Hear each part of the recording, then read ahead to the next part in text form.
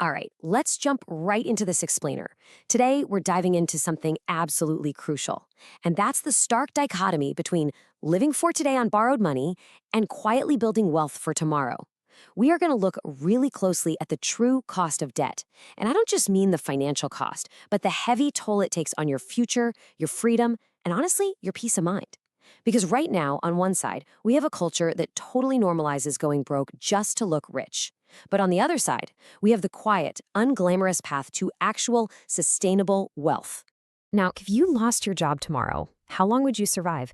It's an uncomfortable question, right? But it absolutely forces us to face our financial reality without the warm, fuzzy comfort of our next paycheck. Think about it. If your company downsized tomorrow, how long could your household actually keep running? 6 months? 3 months?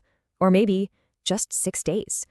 I know it's a tough thing to think about, but it is literally the most important question you can ask yourself to gauge your true financial health. Because here is the shocking reality. 75% of people do not have an emergency fund. Let that sink in. 75%. That leaves them completely exposed if their salary suddenly stops. Plus, nearly 29% of people report that their salary only lasts them about 15 days into the month. They are totally relying on this continuous, uninterrupted cycle of paychecks just to survive, with absolutely zero protection against any unexpected bumps in the road. Okay, let's move right into section 1, the debt illusion.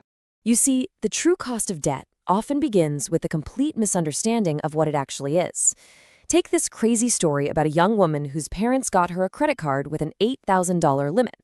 Well, she went out with friends, generously paid for everyone, and quickly maxed out $4,000 of it. And here's the wild part. She genuinely believed that hitting that $4,000 mark was an achievement. She even called her mom to make her proud, literally saying, "I've got $4,000 credit on my card." When her mama asked if that was her limit or her actual debt, the girl just replied, "What's debt? I thought that was good." She seriously thought she was leveling up in a game, totally unaware that a credit card is, in reality, a high-interest loan. And honestly, this next story brilliantly illustrates the danger of buying based purely on emotion. Another borrower financed a 2018 Honda Accord at a completely predatory 25% interest rate. Why? Simply because, in her own words, it was cute. Obviously, she couldn't afford it, and the car ultimately got repossessed. But here is the catch that so many people miss. A repo isn't the end of the story. The bank auctioned that car off, and she was still left with a completely destroyed credit score and over $7,200 in collections for a car she will literally never drive again. Which brings us to section 2, stealing from your future. So take a look at this vicious loop of credit card debt. It shows exactly how an $8,000 balance can rapidly spiral into $27,000 or even $60,000. It's like a giant trap. It usually starts with anxiety. You just avoid looking at your finances. But behind the scenes, that interest is quietly compounding. Soon enough, your minimum payments are eating up all your available cash flow. And because you have no actual cash left, what happens? You have to put your essential groceries on the credit card, which grows the balance even more, which then grows the minimum payment. It is a mathematically inescapable loop. Now, if you feel stuck in a loop like this, you really aren't alone. Americans currently hold a record $1.28 trillion in credit card debt. That's trillion with a T. Even more staggering is that roughly 60% of cardholders are carrying a month-to-month balance at an average 20% interest rate.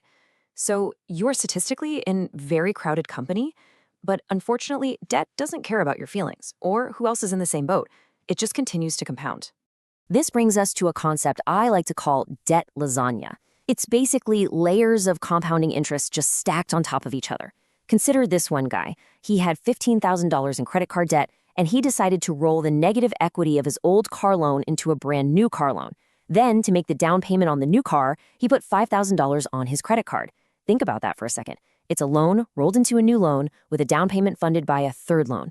This is how you build a financial trap that is almost impossible to dig out of. Let's flip the script for a minute. Section 3, the single income trap. We've always been taught that relying on one steady income is safe, right? Actually, scratch that. Relying on a single salary means you're taking on massive hidden risks. Just look at recent trends. Layoffs are rampant. One major IT giant just cut 12,000 positions recently, and AI automation is threatening millions more jobs as we speak. On top of that, you have inflation silently eroding your purchasing power every single day, and medical emergencies where out-of-pocket costs can literally bankrupt a family overnight. But the biggest hidden risk? You have zero bargaining power. You're basically in financial jail. You can't quit a toxic job or take a risk to better your life because if that single salary stops, your whole world comes crashing down. So how do we get out? Let's move to Section 4, Boring Businesses, Real Wealth. Let's contrast two very different mindsets. On one side, the consumer buys depreciating liabilities just to look rich. Remember the 18-year-old we talked about financing a $46,000 Jeep? She's paying over $1,100 a month for the note and warranty, sacrificing half her paycheck just to drive around while it loses value every single day. Meanwhile, the true owner acquires unglamorous, boring assets. They're investing in things like commercial cleaning contracts, vending machines at hospitals, or pest control businesses. There's absolutely no Instagram flex happening here. Instead, they are quietly generating real cash flow month after month. And the golden rule of these unglamorous businesses? It's recurring revenue. This is the whole shebang right here.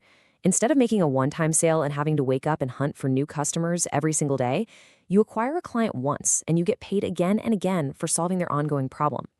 Think about commercial laundry for a five-star hotel or a software subscription that automates a local gym's operations. The customer happily pays every single month because you are continuously removing a massive headache for them. This predictable cash flow is what actually builds lasting wealth.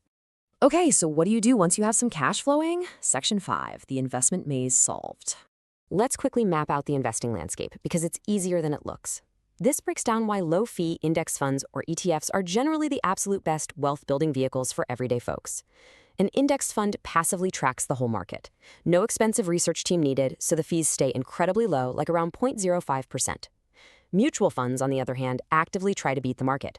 They charge way higher fees, but studies consistently show most of them fail to outperform long-term anyway. Then you have ETFs, which give you the same low cost of an index fund, but they trade dynamically like a regular stock. And hedge funds? Yeah, they use highly aggressive leverage and charge massive fees, so they're pretty much strictly designed for the ultra-wealthy. Keep it simple, keep the fees low. Let's bring all this home. Section 6, Assets over Appearances.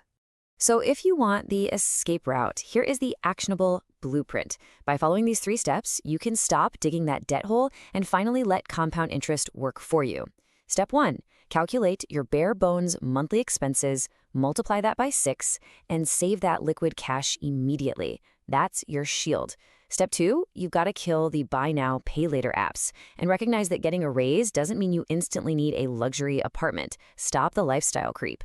And step 3, take that protected cash and deploy it into low-cost index funds or a boring business that generates recurring revenue.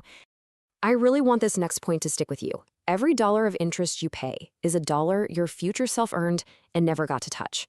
Financing a lifestyle above your means is literally stealing from the wealth that your future self is working so incredibly hard to build. If you live like you're already rich when you aren't, you are guaranteeing that you never will be. That money is just going straight to the bank instead of compounding in your own investments. So, as we wrap up this explainer today, I want to leave you with one final thought. I challenge you to look at your own bank statements this week and ask yourself, which side of the compounding equation are you really on? Are you paying for your past, or are you funding your future? Because at the end of the day, it's time to choose.